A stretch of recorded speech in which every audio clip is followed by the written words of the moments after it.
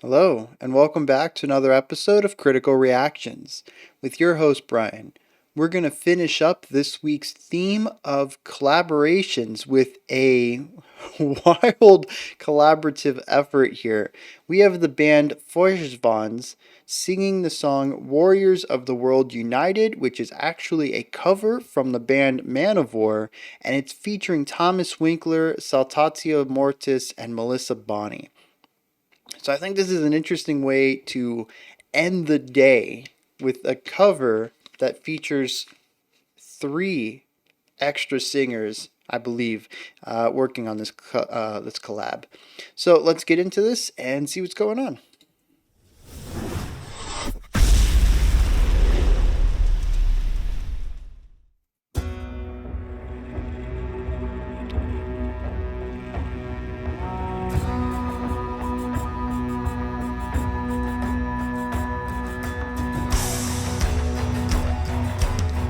Got ourselves a hurdy-gurdy. And a didgeridoo too, I think?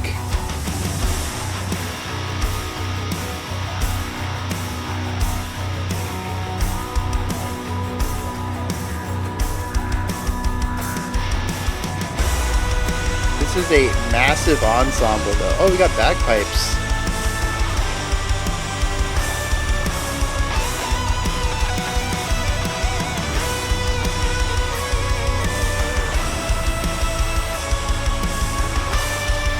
Very beautiful, uplifting melody right here.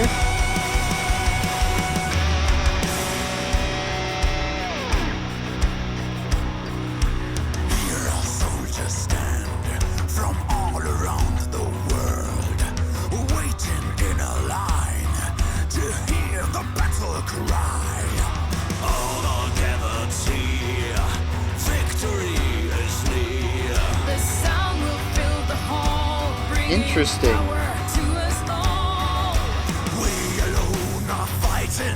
For metal, that is true. We own the right to live the fight. We're here for all of you. Now swear the blood upon your steel. Yeah, so they're doing like a relay race, passing the baton off every couple of lines. Beneath that battle sky, brothers everywhere, raise your hands into the air. We're warriors, warriors of the world.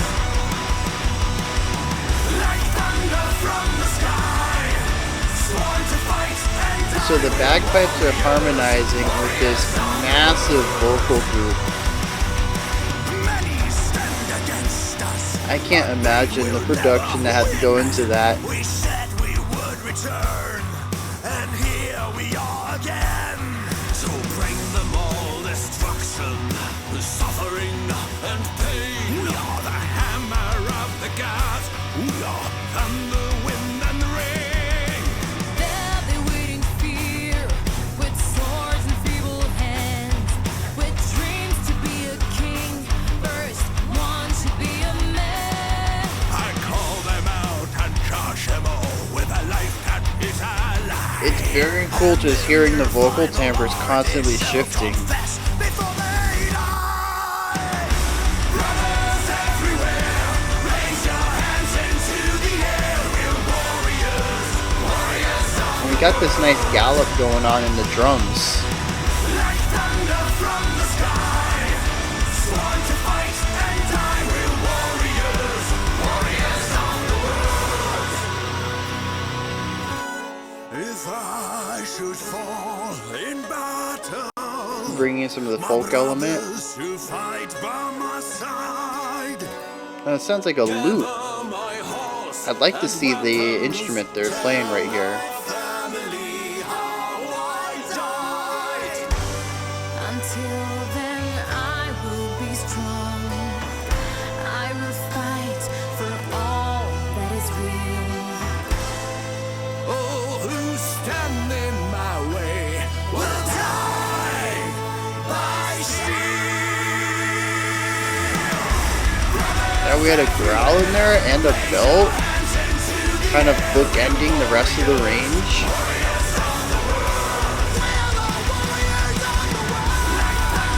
Yeah, very cool.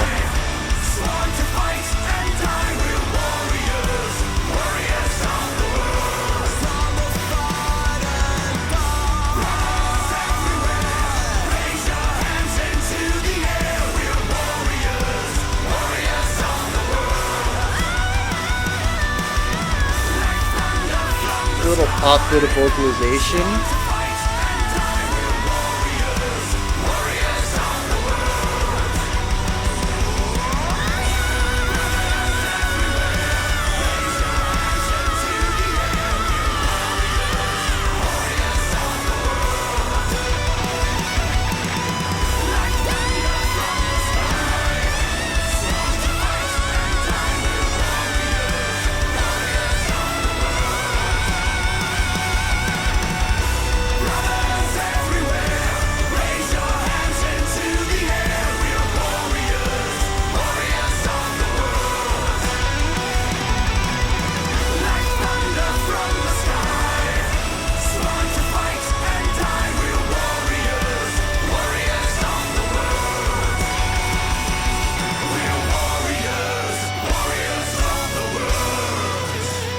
I'm going to assume that the three people who got to vocalize over that final chorus were the three featured.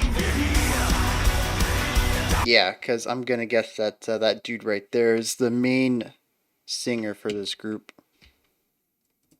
So yeah, that was fun. I don't know that I have a lot of deep analysis for this one, but it's a good way to end the week with something that's a bit more of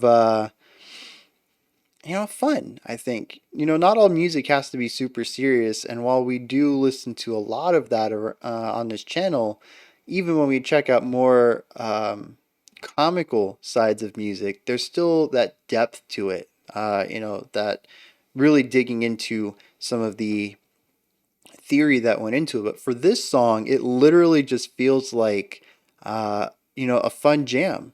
Not real, not a lot of thought went into it. There's a lot of elements that just line up. It's a lot of, we have 9, 10 voices here. What do we do with all that?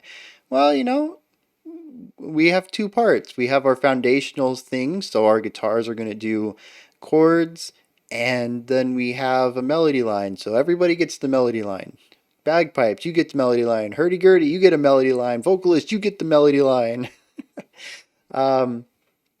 So it's it's a simple, fun jam that I think just it's a joy to listen to. Um, so I do like how I don't even know where to start with this. All right, we'll start with where I was going. I like how they incorporate the folk elements into the metal elements. Something that I feel that happens too often when we check out this folk metal stuff is that we'll hear the metal part and then we'll hear the folk part. And I think it's very rare that we get a strong overlap. Here, the lute appears to be played not in all of the heavy sections, but in some of them. It does appear alongside the electric guitars. The hurdy-gurdy, which I don't know if is a folk instrument, but I associate with folk metal. I can't say I've heard it outside of that context, but I don't know if, how much of it is modern and how much of it is maybe a bit more traditional. Like bagpipes are a very traditional instrument. So, we got another part of the folk element there, and they're played alongside the electric ones. So, I like how they combine both of these sides, that they allow both to flourish at the same time, even if there's not a lot of room for them to individually showcase themselves. Like I previously mentioned, the song mostly has two elements going along with it. You're in one of the camps. You're either playing the chords or you're harmonizing on the melody. That's kind of a majority of what's going on here. So, like I said, this song in particular seems to focus on the vocalist, so it really doesn't have a lot of space for the instruments to do much alongside there. But I'd be interested to check out a different song of this band, preferably an original recording and with no featured vocalist, so that I can see what they do when it's just them in their element. Speaking of it being a cover, something that I can't really speak too much on is the composition itself. I mean, I can talk about it, but the things I'd be talking about, I assume, would be attributed to Man of War, since they originally made it. But without having heard that, I don't know what in here is new and what isn't. So that makes it a bit of a difficult thing to talk about,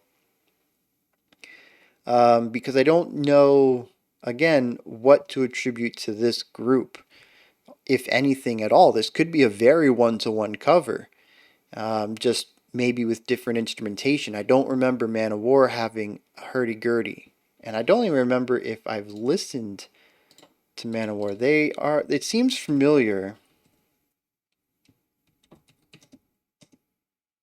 Yeah, we haven't done Man. Maybe they've been requested. I'm pretty sure they're in the spreadsheet, the request spreadsheet. Um, yeah, so I don't think I've heard them at all, actually, to even know if they have a hurdy. I don't even know if they're folk metal at this point. So, I mean, this could be a genre shift as well. So I don't want to make any comments about this group based off of this song because it might not be anything close to their style. And I don't want to make any comments about Man of War based on this song because I don't know how different it might be from the original. So it's really difficult to speak about the musical ideas here without really being able to attribute them, especially since there really isn't a lot going on, as I just mentioned. There's two ideas and everything fits into it. And that kind of feels so that kind of feels like it's a direct cover, right? Assuming that Man of War is more of a typical rock outfit. We're talking 4 or 5 people, guitars, bass, drums, and vocals. When you extrapolate that to 4 vocalists and a hurdy-gurdy and a lute and a bagpipe, you're taking 4 to 5 voices and trying to cram 10 things into it. You're going to end up doubling up on a lot of stuff. And I think that's exactly what happened here. They didn't add any new elements to it.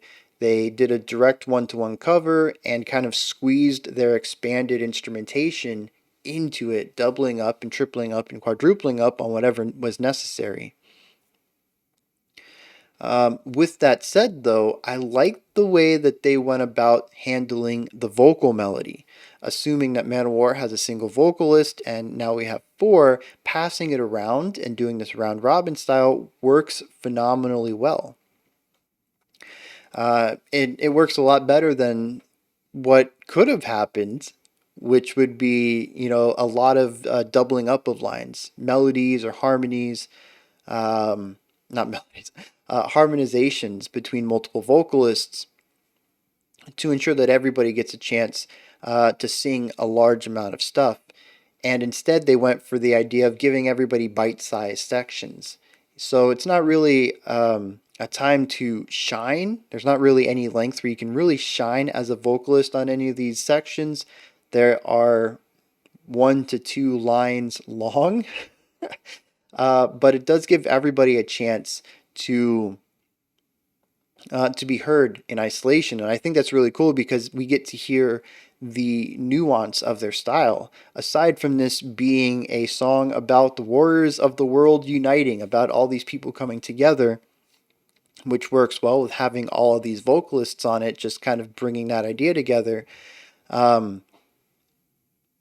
We also get to hear all of these individual vocals and kind of give us an idea of what their band might be like. And it's a great way of people who are fans of this band to hear about these other vocalists and maybe explore their music, or vice versa. Maybe you know one of these vocalists from their band and now they're featured in this one. And it's just a way to bring together, the possibility of 4 fandoms, assuming that there's 0 overlap, into a single video and really expose them to these other styles, which I think is phenomenal. I don't think I've talked about that at all this week, despite looking at collaborations, but it is a really cool aspect of the collaboration process that I think most people know, which is probably why I didn't talk about it. But I do think it's worth bringing up, especially in something like this that features so many different people. It is a great way to learn about new stuff as a listener and a great way to showcase other bands or other musicians as the band, And also, I'm sure it's just really cool working with these people. Like, I don't know how if any of these people are friends in real life or if they keep up with each other on social media or whatever, but you have those people you look up to, your peers, right? And you're like, man, it'd be really cool to work with them. I'd love to see what they did with our style and stuff like that. And now you get the chance, so there's like that giddy like fanboying going on. That I think that's awesome too. Like it's just collaborations are just phenomenal on all levels. It's so cool to do. Um, Going back to the vocals though. Yeah, hearing everybody, getting to hear everybody's individual style, but then bringing it all together. And I talked about this a little bit in the reaction, but I can't imagine the difficulty of the producer's job. Assuming that it's the same producer that they've worked with, for an entire album or maybe even the previous album. They know their style, they know the kind of production. There's definitely work to be put into it, but at least it's comfortable work. It's familiar work. It's something you've done before. You understand this group's the sound that they make and the sound that they're aiming for and what you have to do to transform the recorded material into, sorry, what they would want on an album. And then they put this in your lap. And the chorus has six voices all doing the exact same line, and you have to balance it to one, where it's not just a muddied mess, but two, you got to find a way to fit all of this into their existing sound. You have three more vocalists to add in here. And, really trying to make all that work. I can't imagine how difficult that would be.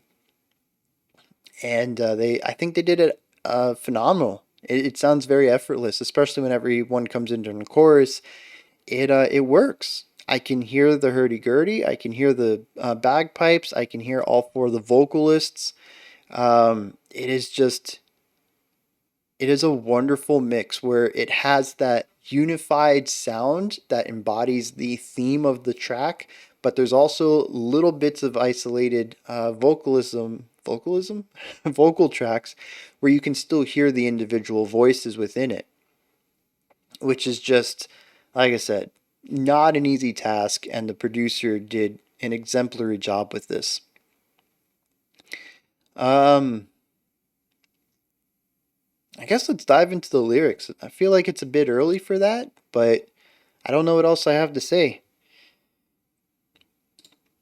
So, the lyrics are rather straightforward. I mean, I think the chorus kind of brings it all together. Brothers everywhere, raise your hands into the air. We're warriors of the world. Like thunder from the sky, sworn to fight and die. We are warriors of the world. Just we're people who we're people who thrive in combat, and we're together. Um, Verse 2 is interesting because all the other verses seem to keep in character of knights and kings and sort of being a period song about medieval times. But verse 2 has this one line: we alone are fighting for metal that is true. It's the only moment in the song that feels fourth wall breaking and almost seems to be tongue in cheek that, you know, we talk about, all these folk concepts and medieval, lifestyle songs, our lyrics in our songs, but, also, we come together for the metal. We're a metal family, and we brought these vocalists over from other metal bands. You know, I like that. It feels a bit out of place when you're looking at the words, but it fits right in with the song. Kind of went right over it, so that was cool. There was another section in here. There's also this element of, just always being victorious, which just kind of ties into, like bards singing songs of the victories kind of vibe. Many stand against us, but they'll never win. That kind of idea. Um,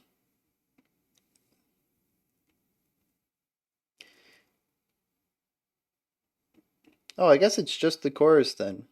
Brothers everywhere, raise your hands. We're warriors of the world. Yeah. So yeah, just this concept of unity, of bringing it all together. And there's nothing really in the music, I think, that works well into the theme other than just the surface read that it's got that gallop to it, so it kind of has this like a lot of, at least the chorus has this horses approaching kind of vibe, like people riding into battle, and the music's just very victorious and upbeat and positive, and it just has this strong vibe to it that I think works well with this message of unity, of everybody coming together, um, and being one to fight for metal that is true. But I really like how they were influenced enough by Manowar to want to cover this song and then recognize that a song about unity should also include other people, and didn't go out of their way to find one singer but three. And I think that's phenomenal. Oh, and real quick, before we go, I love at the end how they gave each of the three featured vocalists a moment to shine in their, um, I don't know if I want to say in their style, because I don't know if it's their style, but in ways that um, can help them stand out, right? Because the vocals during the verses, I don't feel had a lot of personality to them. Melissa kind of stood out just because her range was higher than the others. But the other three vocalists all kind of had that gritty, comfortable mid-range chest voice, and they all kind of blended together a little bit. They had their nuances, right? They all had different amounts of grit or different placement of vowels and stuff like that. But all of it just kind of came together into sort of a similar vibe for me. So it was really nice there at the end to allow each one to kind of shine in their element. Where Melissa got to put in a little bit of like a pop vocalization in there, which I thought was cool. I don't know what band she comes from. I assume it's a metal band, but I've never heard of her before. But I love how she combines like that pop aesthetic with some more stronger um, like power metal style of vocals. I think that's a really cool contrast. And then going back to power metal, actually, a little bit into hair metal, a little bit. Those belts, right? Or not heavy metal. Yeah, heavy metal. The belts that the other two guys had there at the end, just phenomenal. Again, they were a moment to show off, right? Again, to, if you don't listen to their groups, if you're just a fan of this band, you can kind of hear them in their element, in their excellence, showing off a little bit, which might draw new fans to their stuff. But yeah, both of their belts were very cool. One of it was more of a clear belt that was, at least to me, reminiscent of more heavy metal, and the other one had some grit to it, almost going into like a fry, which was an interesting combination for that. Um, so yeah, just like allowing them, and then of course putting that over top the chorus, so that even though we're repeating the chorus like 5 times here at the end, we have a variation on it, which is something I've talked about a lot in the past. If you're going to bring back a chorus for a third, fourth, fifth, sixth time, put some variation on it. Do something new with it. And putting vocalization over it to embellish the lines is certainly one way to do that. It's it's kind of a tropey way to do it, but it's tried and true, right? It happens a lot, especially in like pop music does it, and but it works, right? There's a reason it's a trope. It's effective, and I think it works really well right here, for multiple reasons. One is the contrast, and then second of all, like I said, to allow them to showcase a little bit of their works to fit more inside of their maybe their specialty. All right, so those are my thoughts on. I forgot how to pronounce this. I did. I had the pronunciation going like 10 times in my headphones before I started this video so that I could pronounce it okayish. And now that I've talked, I've completely forgot how to pronounce it. So I apologize. Their song, or their cover of Manowar's Warriors of the World Unite, This is where you guys come in. Hit me up in the comments. Let me know if you enjoyed this one or not. Anything that you want to add to the conversation. I know this was a bit of a brief analysis, but I really don't feel like I have much to add to it. In my eyes, it's just a fun, lighthearted jam. Not really to be taken too seriously, and I think the music kind of lines up with that. When you're done commenting, you can head up to the description box, find a link for Linktree, which will take you to this menu. You can pick up some merch. You can join the Patreon. You can follow me on Twitter. You can join the Discord server. It's a bunch of stuff in there. Go ahead and check it out. Above that, if you could, like, subscribe, and ring the bell. I greatly appreciate all three of those. We have one more video coming out in 4 minutes. It is our creator request today, which is where usually a smaller band gets in contact with me and asks for me to check out their stuff. It is a blast. We have found some phenomenal stuff and through the creator request program, and it's always a joy to see up and coming bands. I watched the music video and I'm like, this is good. These guys are going to be on a major label, supporting bigger bands and then headlining bands in, upcoming years. And it's cool to see them now when they're a bit smaller and kind of hearing that talent and knowing they're going places. So yeah, creator request is fantastic. Be sure to check that out. Otherwise, no album reaction this week, so Saturday is going to be devoid of critical stuff. Sunday, we have the final live stream for the month, and then Monday, we'll be back with next week's theme of bad songs. All right. Until next time, remember to be critical, not cynical, of the music you listen to, and have a fantastic morning, afternoon, or evening whenever you choose to watch my videos.